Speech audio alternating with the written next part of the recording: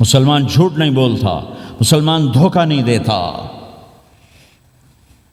مسلمان کی زبان سے سخت بول نہیں نکلتا، کسی کو بے عزت نہیں کرتا، کسی کو کی بے اکرامی نہیں کرتا، کسی کا دل نہیں توڑتا، کسی کو ذلیل نہیں کرتا، خود سہتا ہے، اوروں کو خوشیاں دیتا ہے، خود دکھ سہتا ہے، اوروں کو راحت دیتا ہے، خود تکلیف سہتا ہے۔ یہ میرے نبی کے اخلاق ہیں، یہ میرے نبی کی زندگی ہے، اور یہ اسلام کا سب سے بڑا چیپٹر ہے اور سب سے مشکل چیپٹر ہے۔ جب میرے نبی نے لمبی نمازیں پڑھی تو اللہ نے روک دیا کہ میرے حبیب ما انزلنا علیک القرآن لتشقی، اتنی لمبی نماز نہ پڑھ کے تو تھک جائے۔ میرے نبی نے تبلیغ میں زور دکھایا تو اللہ نے روک دیا، فلتذهب نفسک علیہم حسرات، میرے نبی اتنا غم نہ کر کے آپ خود ہی آہیں بھرتے بھرتے آپ مر جائیں۔ میرے نبی نے مال سارا خرچ کیا، اللہ نے اس سے بھی روک دیا، ولا تبسطها كل البسط فتقعد ملوما محسورا، اتنا خرچ نہ کریں کہ آپ خود پھر دکھی ہو کے بیٹھ جائیں۔ خرچ کرنا بہت بڑا عمل، تبلیغ سب سے سارے عملوں کا سردار عمل، تبلیغ سے بڑا کوئی کام ہوتا تو اللہ نبیوں کو دیتا، اگر تبلیغ سے بڑھ کر کوئی کام ہوتا تو اللہ نبیوں کو دیتا، گشت سے بڑھ کر کوئی محنت ہوتی تو اللہ نبیوں کو دیتا۔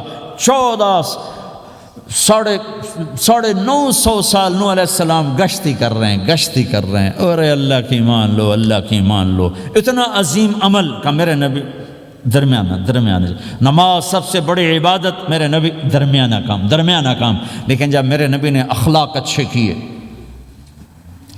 دشمن کو معاف کرنا۔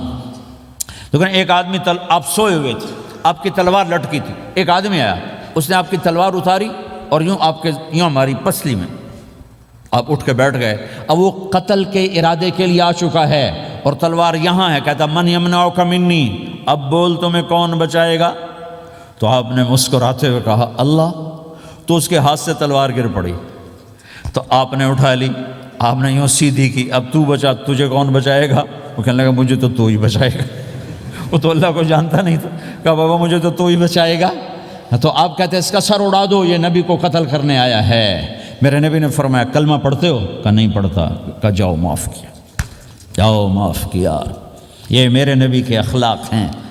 20 سال جنہوں نے قتل کے منصوبے بنائے، قتل کے منصوبے، مکہ والے، جب آپ مکہ میں فاتحانہ داخل ہوئے، ابو سفیان سب سے زیادہ آپ کو دکھ پہنچانے والوں میں پیش تو آپ نے ابو سفیان کو عزت دی۔ جو ابو سفیان کے گھر میں داخل ہوگا اس کو کچھ نہیں کہا جائے گا۔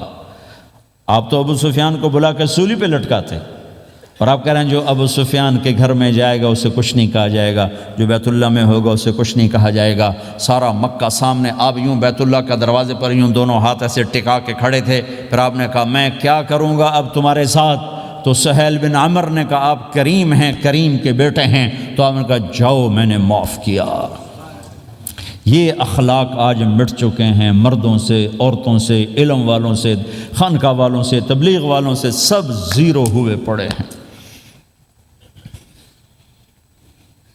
جب تک یہ اخلاق زندہ نہیں ہوتے اسلامی زندگی قائم نہیں ہو سکتی، اسلامی معاشرت قائم نہیں ہو سکتی، اور دین دو چیزوں سے آگے پھیلتا ہے، ایک دعوت اور ایک اخلاق۔ دعوت اور اخلاق، دعوت نہیں ہوگی تو اخلاق وہیں پڑے رہ جائیں گے، اخلاق نہیں ہوں گے تو دعوت کوئی قبول نہیں کرے گا۔ میرے نبی نے کتنے معجزے دکھائے مکے میں، نہیں کلمہ پڑھا۔ بدر میں ان کے 70 مارے گئے، فرشتوں کو دیکھا، جبریل کے گھوڑے کی آواز سنی، کلمہ نہیں پڑھا۔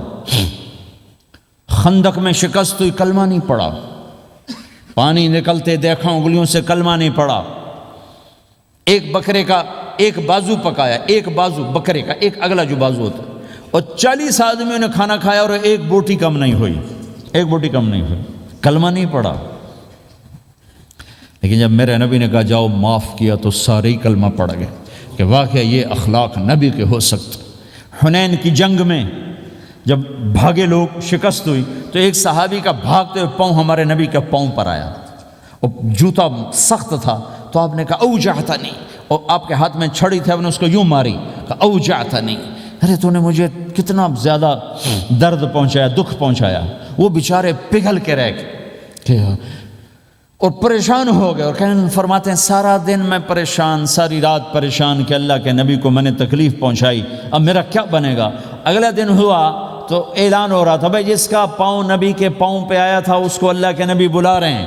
تو صحابی کہنے لگے میں نے سمجھا بس اب میری تو دنیا بھی گئی اور آخرت بھی گئی, اب میرے اوپر کیس بنے گا اور مجھے ڈانٹ ڈپٹ بھی ہوگی, میرا کتنا بڑا گھاٹا نقصان ہوگا. یہ حاضر ہوئے ڈرتے ڈرتے.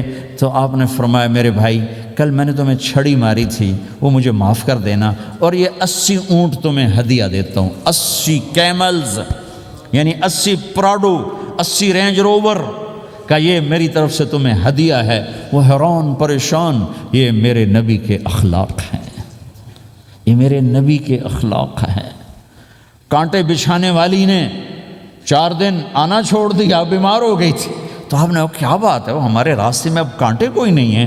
کہا جی وہ بیمار پڑی ہے جو کانٹے بچھاتے تھے. تو آپ اس کے گھر چلے گئے, ماں جی خیریت تو ہے, آپ ٹھیک تو ہیں؟ کہا بیٹا مجھے کلمہ پڑھا دے, بس تیرے اخلاق نے مجھے فتح کر لیا ہے. میرے بھائیوں یہ چیپٹر بھول چکے ہیں, بھول چکے ہیں, بھول چکے ہیں. جب تک یہ چیپٹر زندہ نہیں ہوگا زندگی اسلامی نہیں بنے گی, معاشرہ اسلامی نہیں بنے گا, اور آگے قوموں کے لیے اسلام کا دروازہ نہیں کھلے گا. ہمیں معاف کرنا آتا ہو, ہمیں گالی دینے والے کو دعا دینا آتا ہو, غیبت کرنے والے کی تعریف آتی ہو, اور غیبت کرنے سے, غیبت سننے سے اپنے آپ کو ایسے بچاؤ جیسے زہر سے بچاتے ہو, اسے آگ سے بچاتے ہو.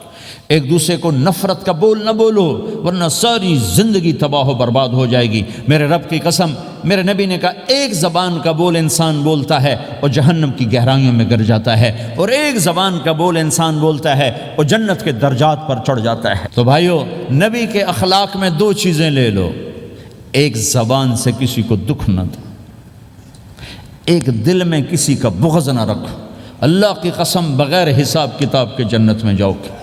بڑے بڑے جنید بغدادی اور بڑے بڑے معرفت والے تمہیں دیکھتے رہ جائیں گے, تمہاری رفتار اتنی تیز ہوگی کہ تمہیں وہی پکڑ سکے گا جس کا یہ 2 عمل تم سے زیادہ اچھا ہوگا,